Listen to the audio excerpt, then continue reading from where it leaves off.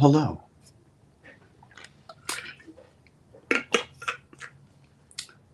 And Chandra, you did post a link in Patreon, right? I can't, you have to type it in the chat.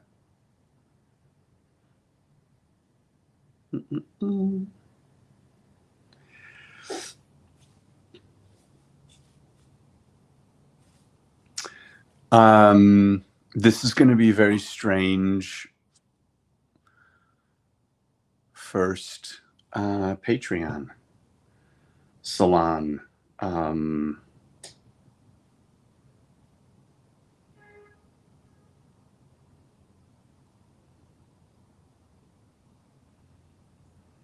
Okay.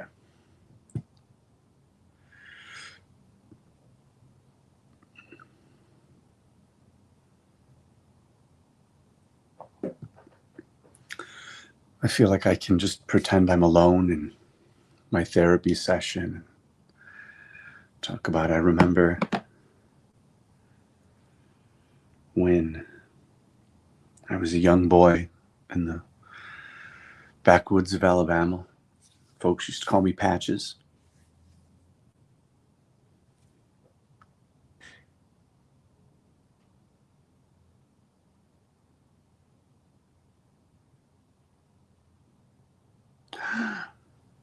Hello, Sean. I think it's just you and me tonight, probably. Tommy saw this and said it looked like a vaporwave music video where I was staying. So I thought that was a pretty high compliment. How are you, Sean? We are trying to figure out how to make the salons more interactive, and are not completely there yet. And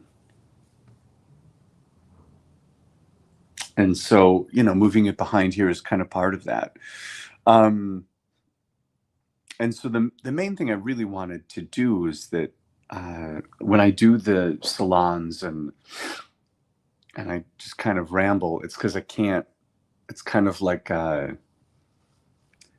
being in a room with the lights off, and it's like, there are no monsters here, are there? Actually, no, it's not like that. But it's like when you've got a phone, you're like, can you hear me? Can you hear me? And so Ray, I am in your neighborhood tonight.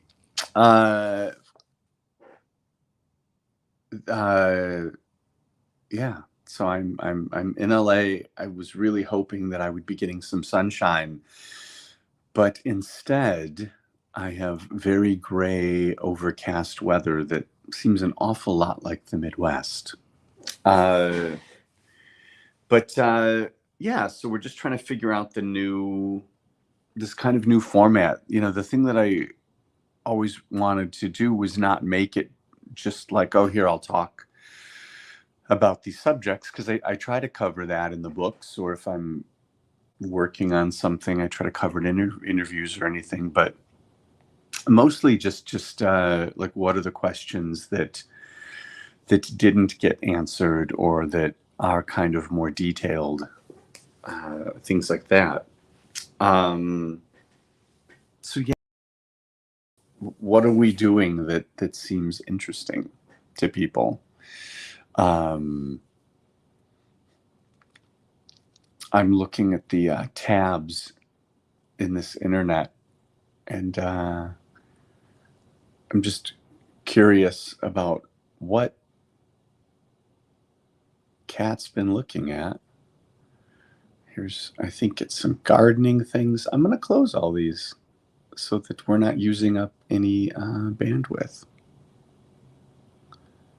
There you go.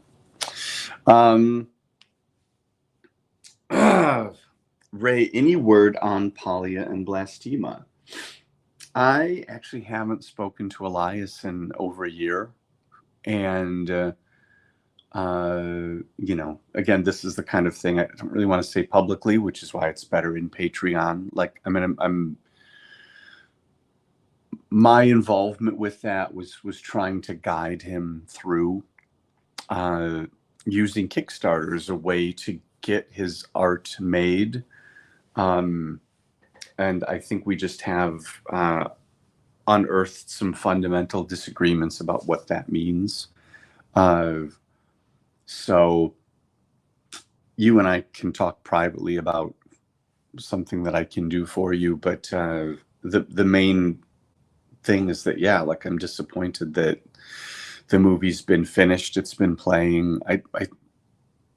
It's possible on some level that he's waiting to see if he gets distribution and the distributor won't want it out on disc. I think that the only thing that I can say in his defense is just that he's not really a social media person and he's not really an internet person.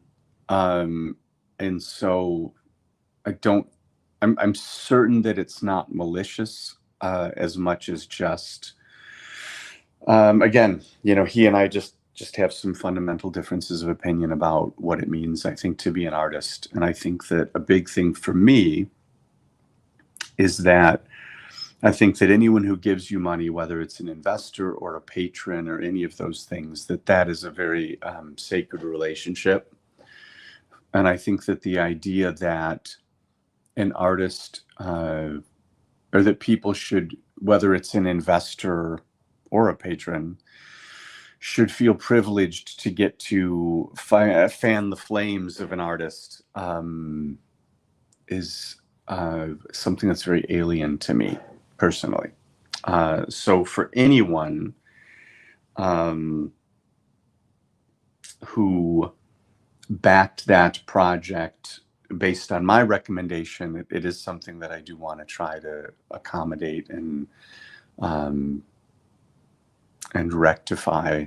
I do hold out hope that at some point that everyone will get taken care of, but I also recognize that it's not like he took the money and went to the Bahamas. I think that he's struggling, just like every creator, to kind of keep his head afloat and keep things moving and keep interest in the work. So anyway, so that's the real honest answer. The public answer would just be, I don't know, which is also an honest answer. But like I said, I haven't spoken to him, and it's got to be over a year at this point. And so I'm sure he doesn't want to hear my opinion on this.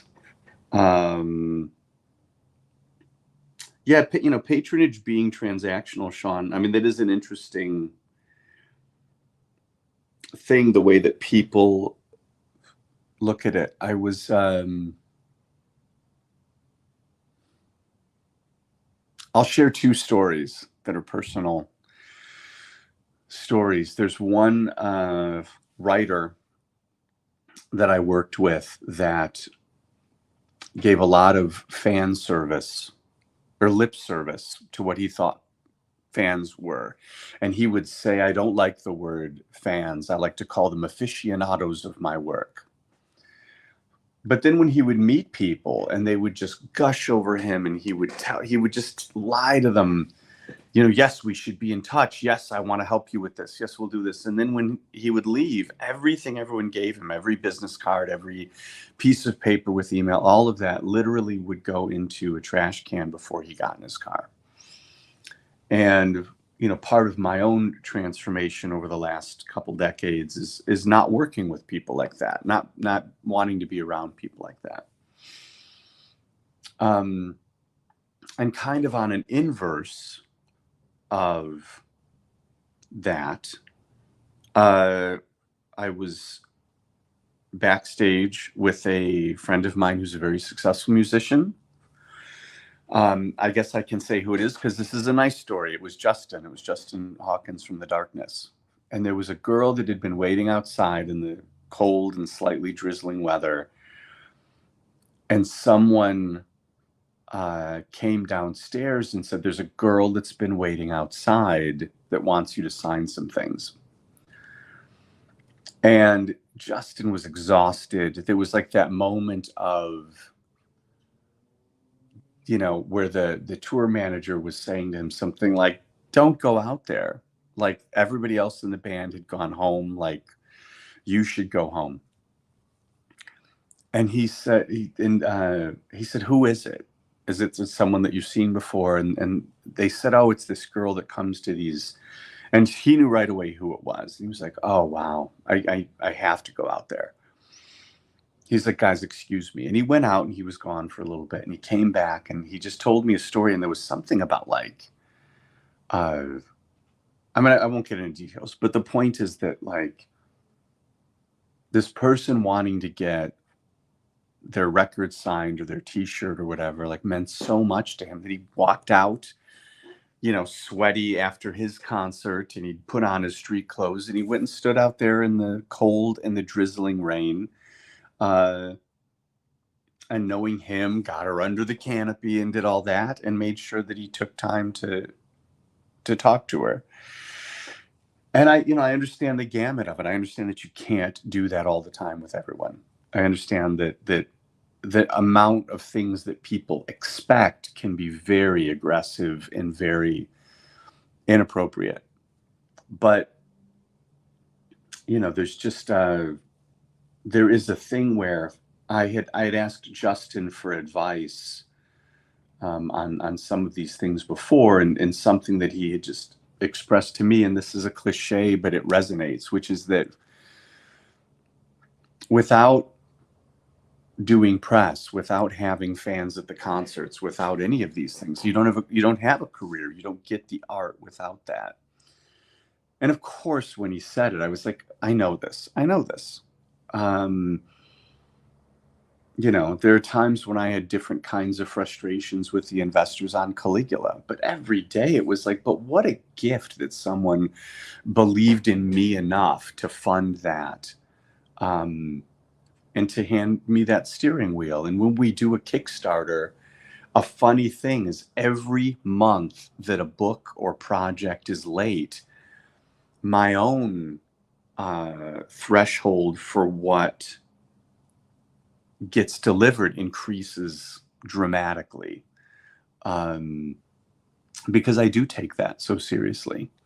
So it is an interesting thing. I've really enjoyed using Patreon personally. There's an artist that I follow that had posted something about her health and apologizing for not posting much. And then another artist posting something about being so sorry for their inconsistency. And the people chiming in and saying, no, it's no problem. That's we're here because we think what you do is cool. I think it's a super cool thing. And I really, I'm really enjoying just the little bits of being able to kind of throw the coins in the coffers a little bit on people whose work I like and love. And in some cases, there are people that I just give $1 or $5 to. I mean, most people don't have dollar levels, but you know, $5, $10. And I look at it as expect nothing in return. But I think that, you know, then there's the part where you bury the needle, which is the idea that, you know, and I guess it's this way in any career, it's not limited to the arts, where then there's like an entitlement issue, you know, which is almost, you know, you should be worshiping at my altar and, you know, you're tithing me. And I guess I just feel like that's just so dangerous. I grew up so working class that just feels weird to me. Well, that was my long ramble on a couple of questions. And Ray, yeah, you're so wonderful consistently and always. I just felt like I owed you a sincere and more detailed answer. That it was something that I was trying to police for a while in a way of like, this needs to happen, this needs to happen, this needs to happen. And you know, again, there's some fundamental disagreements there. And yeah, so that's the story there. The I remember having a few private conversations with you about Le Pater and you sharing just how many people told you they were happy to wait for it if it meant more love went into it. I realized as I'm reading this out loud that I was not reading the sentence before I read, and I was imagining someone trolling me and putting a swear word in there or something absurd. Yeah, you know, the thing that was really, really, I don't want to say terrible, transformative about the Le Pater Kickstarter was how brutal some people were being. There's a guy who was someone I thought was a friend, uh, knew me really well, like all of these things. It was just kind of through the Art Nouveau world. So not, you know, and he was getting really publicly aggressive about this. Like, how do we know this isn't a scam? And so it was really surprising to me, kind of, I guess, the other side of that entitlement. I had a lot of people telling me, we don't want the book to be perfect, just print it now. Like they were telling me, like they were talking to a child, like, no, just do this. I want the book and I want it now. And it was, you know, cultural issues aside, in terms of, it was, you know, it's like you've got a block button. So it was kind of like, I mean, you know, I tried really, really hard to be accommodating for a long time. And I have to tell you that the letter that really turned the tide, there were two, I'll tell you one in particular. The one that really, really got to me is Michael Moorcock's wife wrote me a note. And she said, look, I'm married to an author. What you're going through is very familiar to me. I would imagine somebody like George R.R. Martin's wife would say the same thing with the way fans get with him. And she said, nothing is more important than it being perfect. Nothing is, you know, and you hear that in a sense of, it's very, very possible for people to get caught in a maelstrom of, will it ever be perfect? And then never releasing it, you know, but she's looking at someone that's clearly got a history with getting things across the finish line. I'm sure that helped make her feel comfortable saying that. And she was like, you know, just do it right. That it's more important that it's right than it's fast. And then the other one that really stands out was Adam Jones from Tool, who is just one of the nicest guys I've ever met. Really, really cool. People were being really, I guess I can say this because we're behind closed doors. I was going to say dickish, and I thought YouTube will flag it, but they won't. But people would be so dickish to Tool about, when's the new album coming out? When's the album coming out? And he said something. He said, it's not good when it's done. It's done when it's good. And I was like, oh man, I don't know how long it took him to get that down to that few number of words. But those two statements, those two communications coming at me were what made me realize that the people who wanted it immediately didn't care about me, and they didn't care about art. They didn't even really care about the book. It had to do with something else, some kind of entitlement that's based in, I don't know, who knows what. I'm not psychoanalyzing them, but it didn't have anything to do with what the discussion was. And so the conclusion that I came to was, we definitely don't want to hold people hostage. And so I know a lot of campaigns don't do this, but we would just offer everybody a refund, you know, and we're happy to do so because it was never meant to be a hostage situation. And that's a good example of kind of my own thing. The book literally doubled in page count. I think it doubled, but a lot more. And what just happened is I kept uncovering little things. And I'm like, if I don't pull this thread, there's a better version of this book that'll come out someday. And I didn't want to do that. You know, I wanted it to be everything. And the only thing that we didn't put in were the check plates.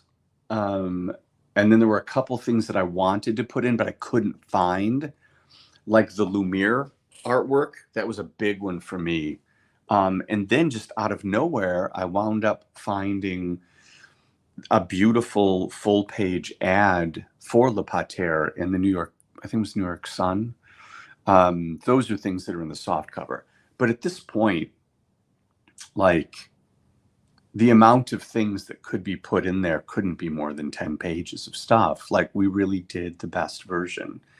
So the ramble on that was just, yeah, those were the two people that really, really made a difference to me. And then just how funny how that relationship developed, where Michael Moorcock wrote the introduction then for the paperback. Like, that wouldn't have happened if I had done a book that wasn't everything that it could be. And so, you know, I feel like everything works out. Everything, if you're just really true to your path and try to be good to people and the way you'd want to be treated. I don't know. That's my optimism. Ray, yeah, it says it's funny, the artist-patron relationship, that it goes both directions. I think it's just a people thing. Yeah, and David, Kickstarter backers too. I mean, I would say most, at this point, people really get Kickstarter. And so the vast majority at this point are positive. When we did our first Kickstarter for Cursed Pirate Girl, the day it ended, we got flooded with emails from people saying, I don't have a tracking number. And then you'd have to walk them through, well, no, this is a crowdfunding thing. And that happens so much in the first 3-4 years. And there's a lot less of that now. And the only conclusion that I can come to is just that it's a human thing, because whether it's an artist or the person, I'm sure if you look at all the relationships, it's universal. There were a couple people, I had a situation once where I had, the simplification is I'd made a miscalculation with how funds were coming in after a Comic-Con. And I had two people that I owed money to after the show, one of whom I'd done a ton of favors for and considered a good friend. And another person that I didn't know very well, but I definitely had done them favors. And then on the inverse, I had Malleus, who didn't know me from anybody and consigned a ton of work, silk screens, to me. So I wrote to these three people and I said, hey, listen, I hit a problem. I mean, I guess I'll just explain it because it's nothing dramatic. What happened is there was a really good client sending a check. He was traveling, was like, I'll wire it as soon as I get home. Well, when is that going to be? A week, 2 weeks? Like, I didn't know. And we were in the process of building out the gallery. And so there were contractors that got paid, meaning, you know, painters, whatever, stuff was happening. And I was expecting that guy to wire it quickly, which is what he always did. I was like, oh my God, I got to wait for this guy to send this now. I just have to write to these three artists and say, you know, extend my apology, explain the situation, offer my apology, and say that it's a priority for me. It felt like I never in a million years would want to dodge someone. So I thought, if I just tell them what's really happening, you know, these two people know me. Maybe they owe me some favors at this point, and they'll be like, no problem. Just, you know, when you get it, it's fine. And Malleus, I was a little worried about, because it's like they send me stuff. I say I sold it. Then my first email is, and I don't have your money. It's like, that was a hard email. So the two people that kind of I felt were, you know, karmically perhaps a little obligated to be kind to me, People I'd definitely done favors for. Definitely had done favors for both of them. They were both horrible, horrible, horrible, horrible. Never worked with them again. But Malleus, their response to me saying that I hit this problem, I apologize, I really appreciate your patience. Their email back to me was, oh no, that's terrible. Can we send you some more merchandise to help get you through this? And I wrote back and I said, no, you don't understand. I'm not sending you your money. Like, you gave me things to sell that I sold and I'm not able to pay you right now. And they said, yeah, we understand and we're concerned. We can send you some things that you can sell to get you through this window. And the lesson that I learned there was, it doesn't matter how many favors you do for someone. It just matters what their personality is. And I feel like that was one of the biggest life lessons of my existence. It's just that the idea that if you're nice to people all the time, that then someone will be nice to you, just does not happen. And on the inverse, that the people that are just really good people and really generous people are going to be that way straight out of the gate. And so, I deal with new people a little bit differently now in terms of, like, I try to watch for that sooner. And maybe I've become slightly a little more standoffish in professional things just to see what people do. But, the people who have been proven their generosity or kindness or patience or any of that, like, man, I'll do anything for those people. And so, like, with Malleus, I've only been able to get him, really maybe only one gig, which isn't much, but, like, that's why I always kept wanting to hire them. And literally just in the last 2 days got a really beautiful email from Malleus. And they're people that I hope to work with again and again. And anyway, anybody that ever says, would you work with Malleus? The answer would be a resounding yes. And anyone that loves their work, I would say definitely buy it. They're just good people. So I'm saying all this in terms of, like, the entitlement thing and all of that. I feel like it's not platform limited. I feel like it's just, people are just like that. And the more compromise someone gets in their life, maybe that affects it. But it also doesn't mean that just because someone gets successful and has stresses removed, that then they become nicer too. Those people can get more dickish. So, yeah. So anyway, Adam Jones is very nice. Michael Moorcock is a gentleman. Malcolm McDowell is an angel. He's an angel. So yeah, just the good people. You just gotta cherish them and keep. Oh God.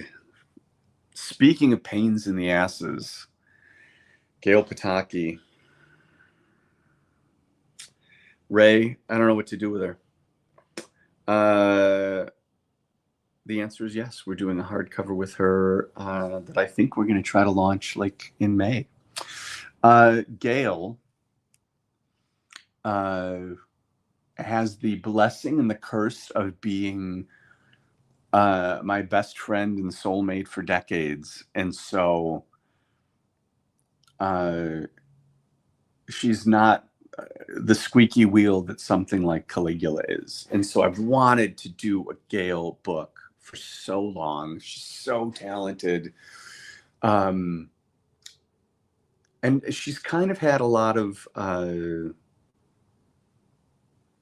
the art world is changing so much. Right now we're dealing with the AI stuff. Before that, there was a lot of stuff with commerce. Like, people are living on the internet, not buying oil paintings in the same way. Comic book art, if it's someone in spandex with big tits, it'll sell for a fortune. And if it's like a thoughtful piece, it won't.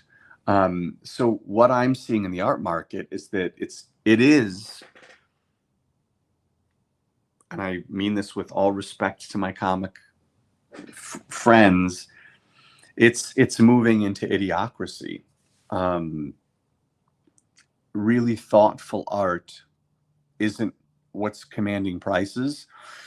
You're getting an entire world of people that are getting money that are kind of like .com people or Bitcoin people. And so the reason I made the big tits joke is it's not even like the great comic art, like a Charles Vess or a George Pratt or a Bill Sienkiewicz. It's not that the names are what's pulling the art. It's, well, what's the character? And especially if it's got a sexy woman on it. And it is kind of cliche in that way. So one thing that happened at Comic-Con one year is someone came up to me and showed me, they said, oh, I want to show you my art collection. They pulled out their phone. And they're flipping through. And I was like, wow, that's interesting. Excuse me. You have that, you have that. And it reached a point where it was a Chris Mars painting or something that I knew. And I knew this person didn't own it. Like I knew who owned it. And I said, you have that now? Like in my head thinking, oh, did they sell? Like, you know, maybe, oh yeah, I bought. And then if they said, oh, I bought it from whoever it was. And they said, well, yeah, it's right. You like, you know, like, what are you, an idiot? You see it, it's right here. And I'm like, no, the painting. And they're like, what are you talking about? I was like, the painting, your collection. They're like, no, but I have it here. And it was kind of a little bit like a skit. And I realized they're talking about their JPEG collection, not even high resolution files, just here's my collection of art. And that was a really weird moment for me. And I thought, what a crazy isolated incident. And I was like, that, you know, so it stuck with me. I was like, that's interesting. Then in the gallery, it's maybe a year later, it happened again, where someone was telling me, I have a collection. I collect old like cabinet cards, but that are death scenes.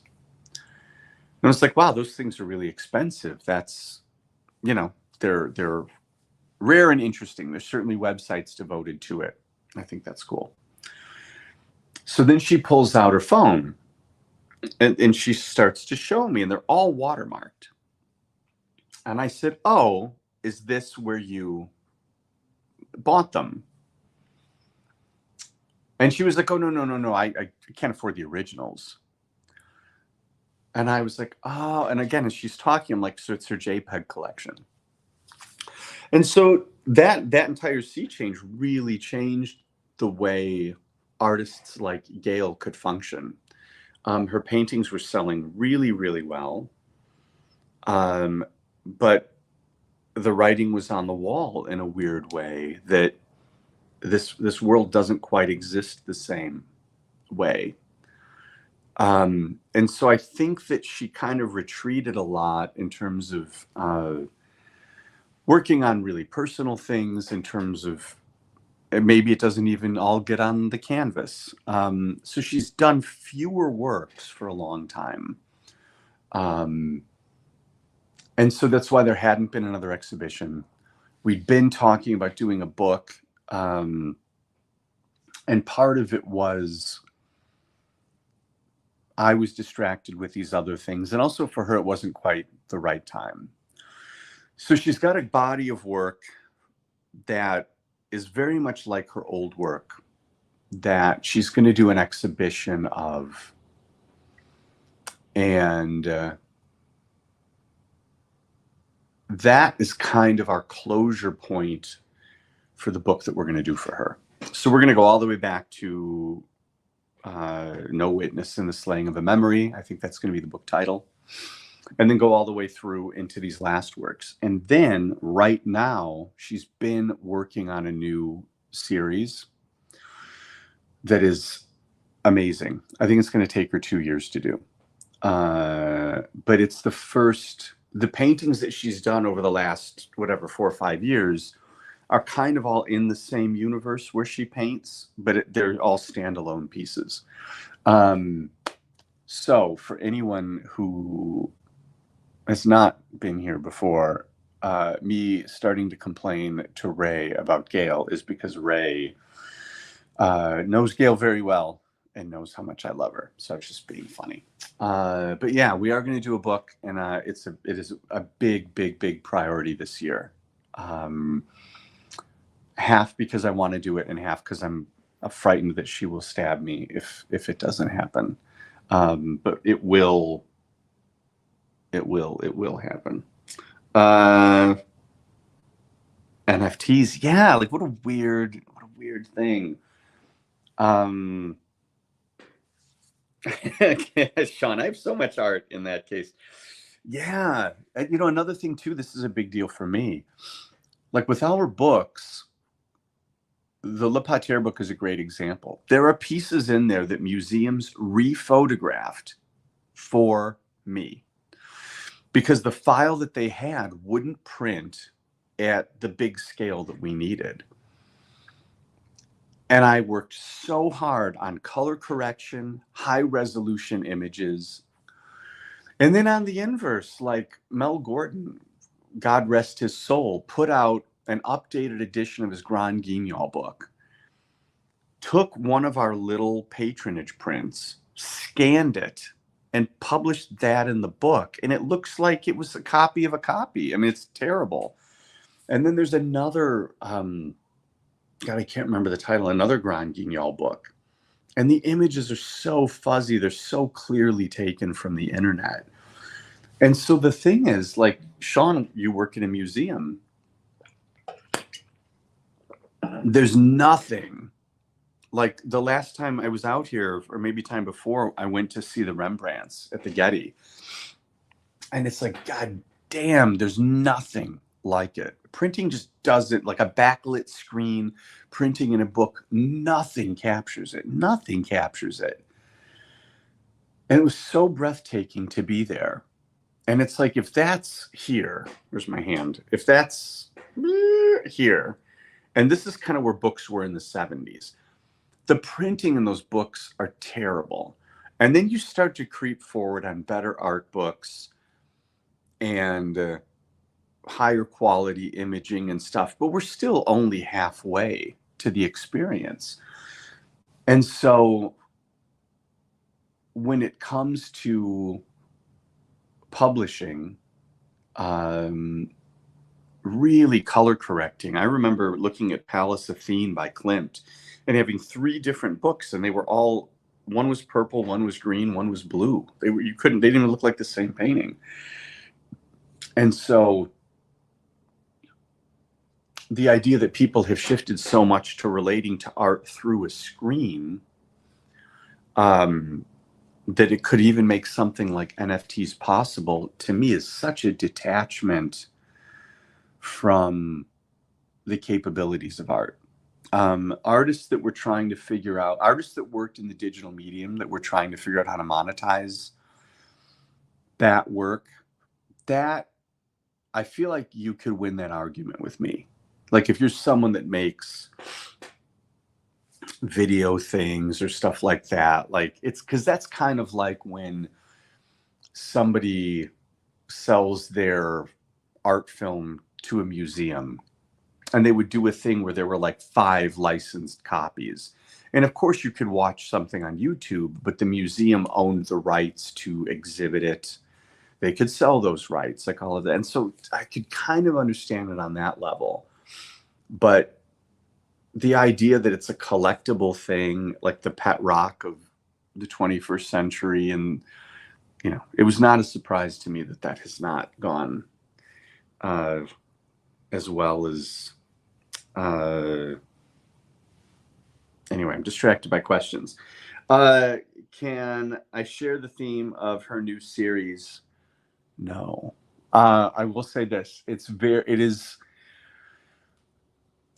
There have been extensive discussions that we've had based on my experiences with Caligula and how to get ideas out into the world in a more pointed sense.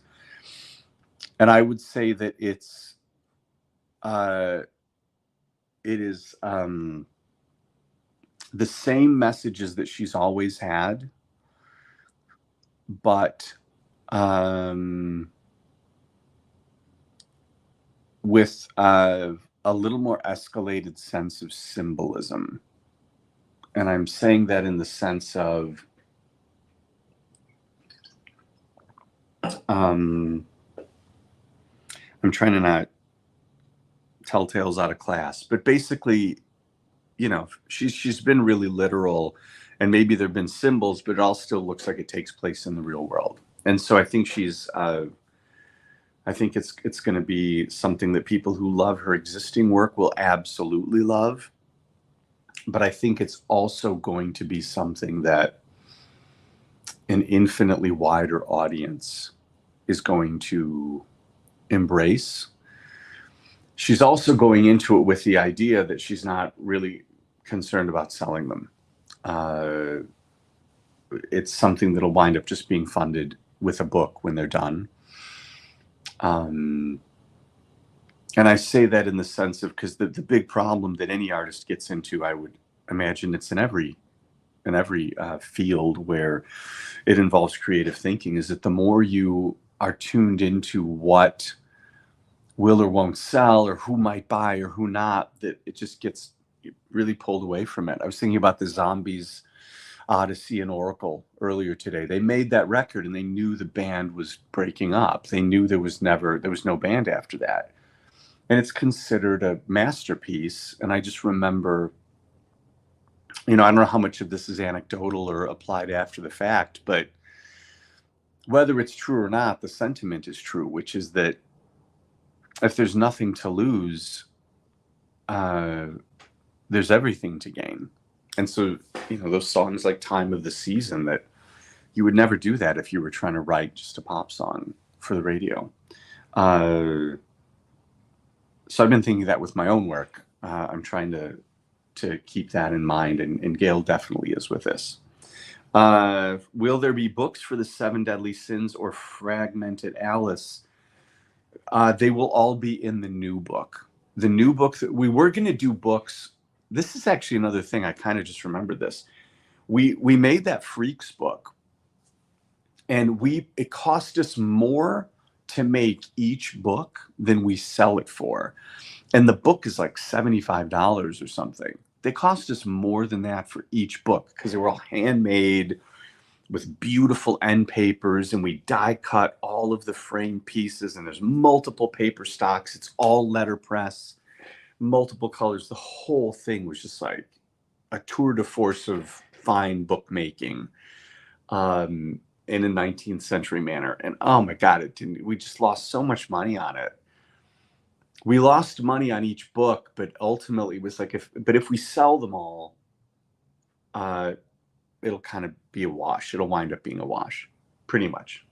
And then they just didn't sell well. Like, people don't know that it's out there. People, I think the price tag, you know, it's like a 40-page book or something for $75. People are like, what is this? And so the plan was to do one like that for, what was the next series? I know we were going to do one for 7 Deadly Sins. Then I believe we were going to do one for Alice. But so we just wound up not, because it just didn't seem like the interest was there for us to do that. So the next book is going to be an overview, the way Union of Hope and Sadness is an overview. And we will probably take like the best third of that first book and carry it forward. And then there's paintings like Botanica number 23 that weren't in there. I don't think it was in there. The Sins paintings, the Alice paintings, lots of other small ones that, you know, that people haven't seen. So it's just going to be an overview book. If you have the first one, this doesn't replace it, because there'll be a ton of work in there that won't carry forward. But it'll have probably everything you're thinking of, all the paintings that you're thinking of. The Dave McKean paintings in person are a great example. They're nothing like the internet images. And yeah, color correction and proofreading being lost arts. You know, we're kind of guilty of that a little bit with proofreading. I'm aware of it. The thing that gets me is when just kind of, I think, as an industry, that publishing has gotten so low budget that there just isn't the same care on any level. We do proofread things, but every time a book comes out, I'm like, oh, I can't believe we missed that. It's like if we always miss something. And then there's some like the Orchid Garden books that I just kind of did them a little fast, and so I don't know that I did a good job proofreading.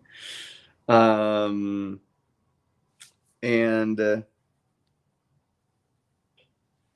the full-size studies, are you talking about the drawings?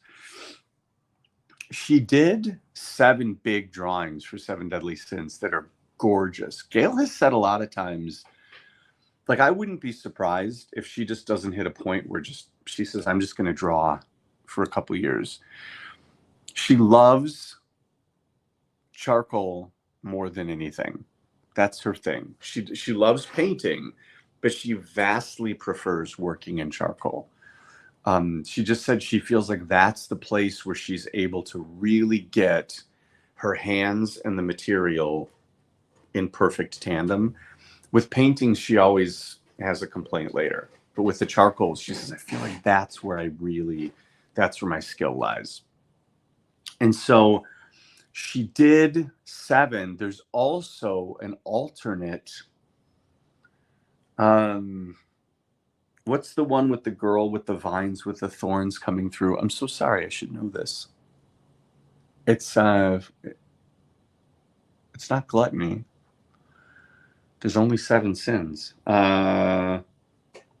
Did Chandra chime in and say, oh, the Freaks book is $150. Okay, well, that's when we figured out we had to try to not lose money on it.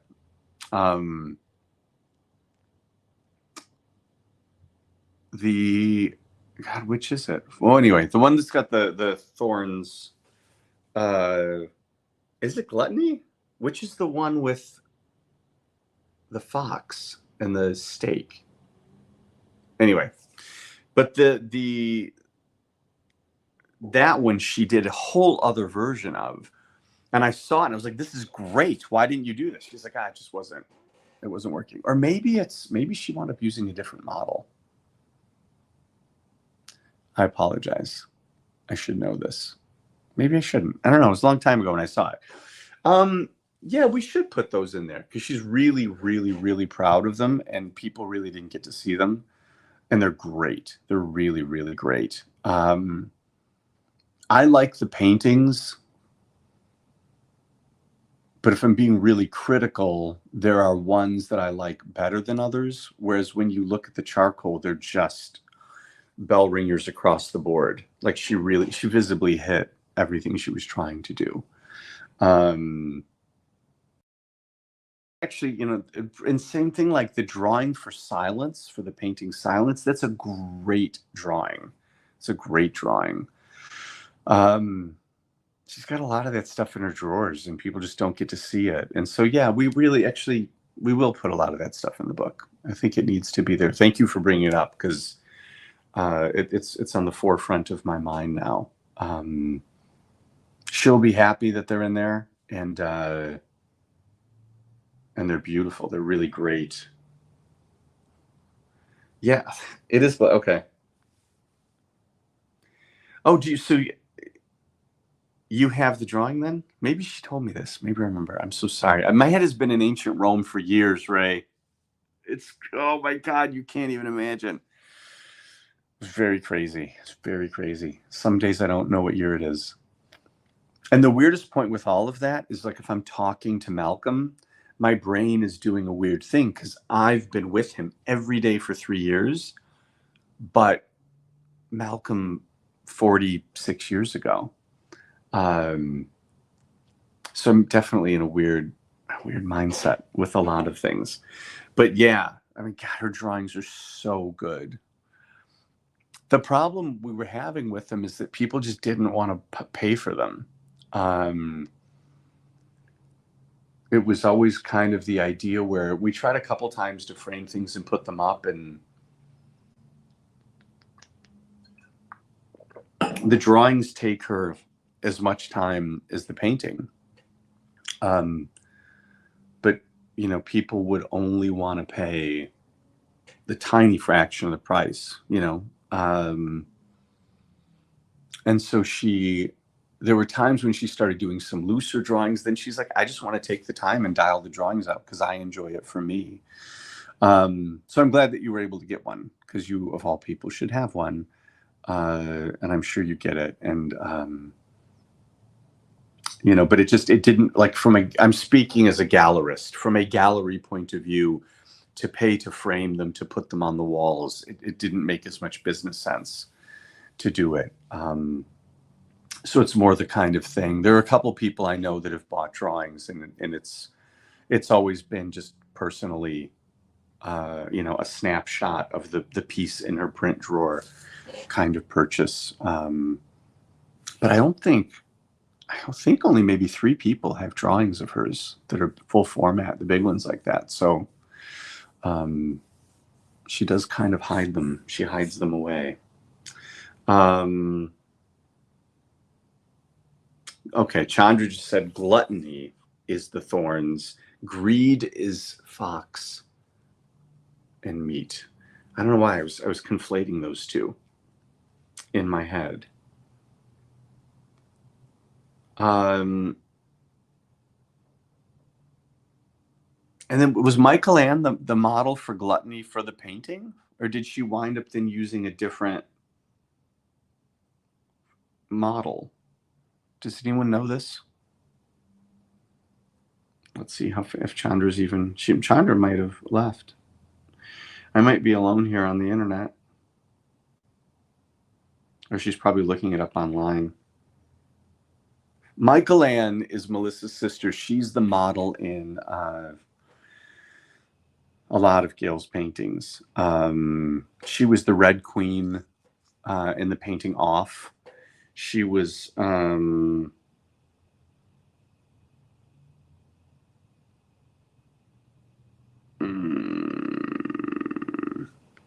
what else was she in? Following the Straight Line of a Circle, which is the one with the thylacine in the bottom.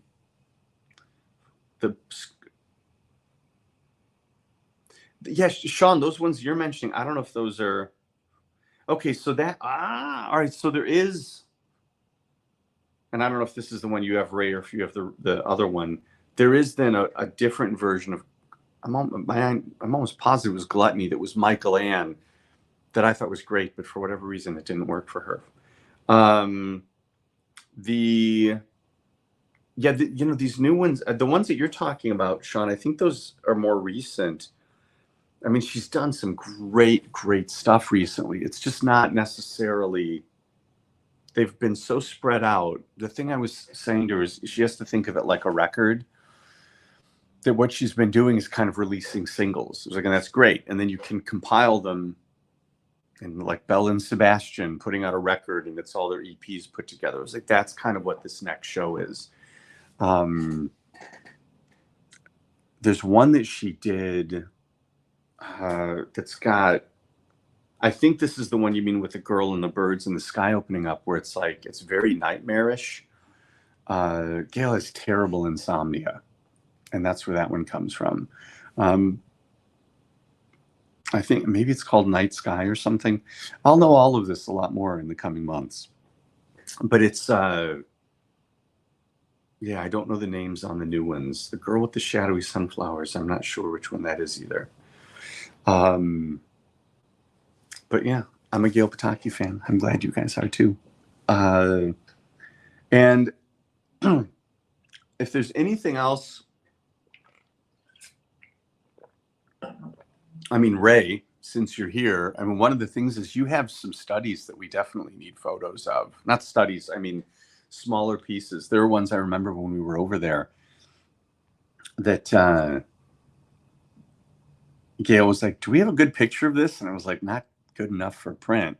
And so there's a couple other collectors too that we're consistently snagging really great ones. And so yeah, so I don't know if Kat got those from you or if she talked about it or whatever, but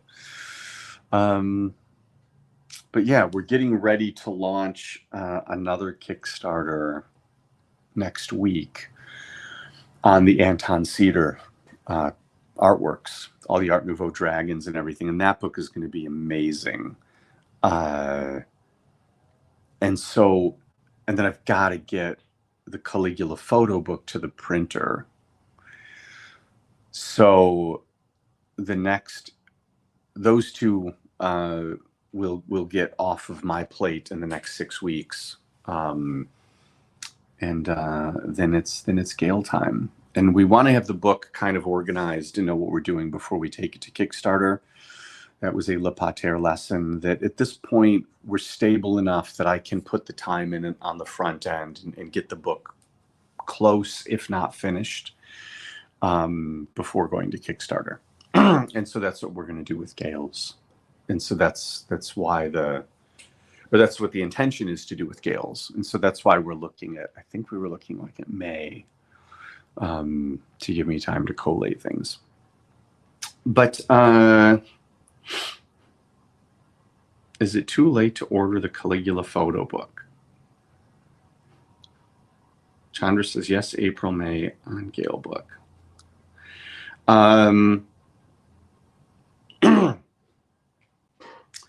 Yes, you can order, but you work at a museum. You are doing your duty for humanity. I have some work that you can help me with, so you don't have to order the book. And I'm trying to think if there's anything else that's coming up that's exciting. I'm going to be doing some Caligula-related interviews this week.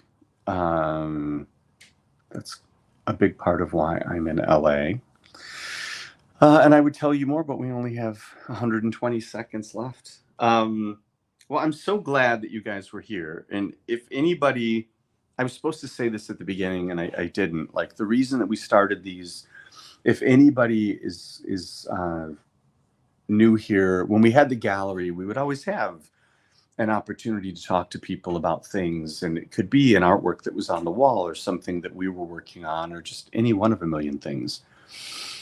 And so after we closed the gallery, I really wanted to make sure that I was remaining present for people on a consistent basis in the same way you could come to an opening at the gallery and catch me. And so that's what these have always been intended to be.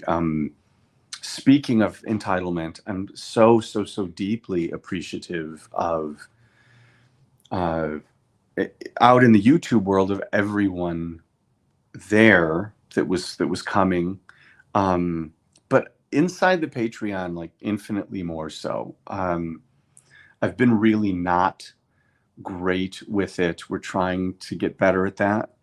But the one thing that I can promise is that I may not be, my battery died on my phone, by the way. So Chandra, I have no idea what anyone is going to say from this point forward because I have no chat. So I'm alone again.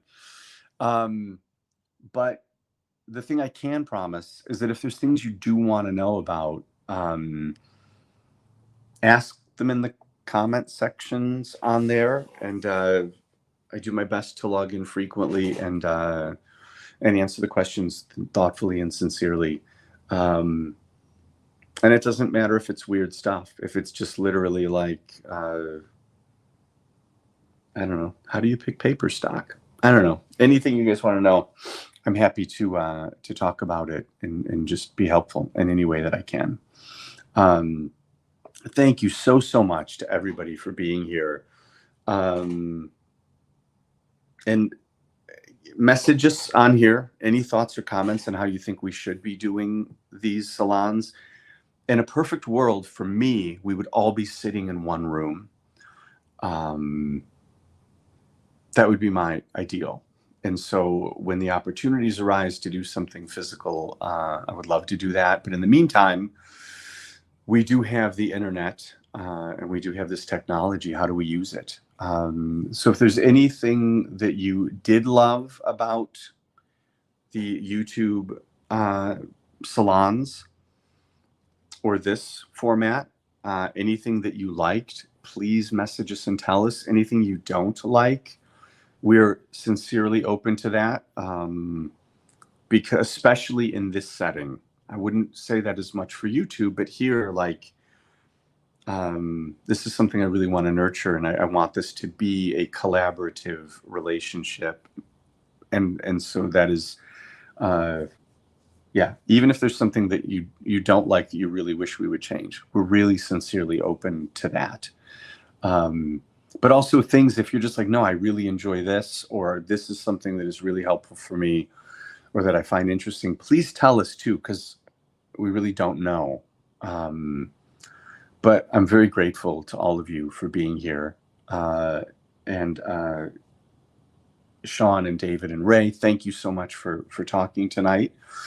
And we'll talk soon. I'm going to log out, and Chandra, I can't text you in the thing, but go ahead and play our stirring outro music. And I'll see you guys in 1 month. First Thursday next month, we'll do this again. Thank you again.